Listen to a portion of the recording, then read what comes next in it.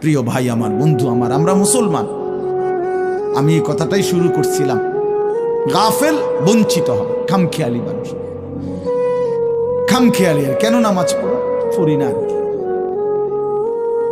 না, মসজিদে যাইতে ভাল লাগতেছে না, কেরুম লাগতেছে, কি জানি কেরুম জানি লাগতেছে, কেরুম লাগতেছে, এরুম আরে কেরুম, পাগল কোথাকার বেটা, কেরুম লাগতেছে এইটাও কই তারস না, তুই তো একটা অপদার্থ মানুষ বেটা, এটা কোনো কথা হইল? এই জন্য বললাম, মানে আসল কথা হইল গাফেল, খামখেয়ালি।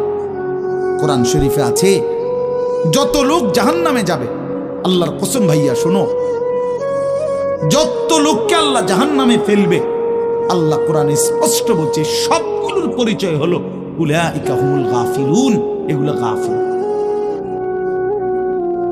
কোরআন শরীফের আয়াত, উলাইকা হুমুল গাফ ওয়া লাকাদ যারানা লি জাহান্নামা কাসীরাম মিনাল জিন্নি ওয়াল ইনস। আমি অসংখ্য অগণিত জিন আর মানুষ দিয়ে জাহান্নামকে পূর্ণ করব। আল্লাহ বলেন এই সবগুলো নাফরমানের পরিচয় উলাইকা হুমুল গাফিলুন, গাফিল।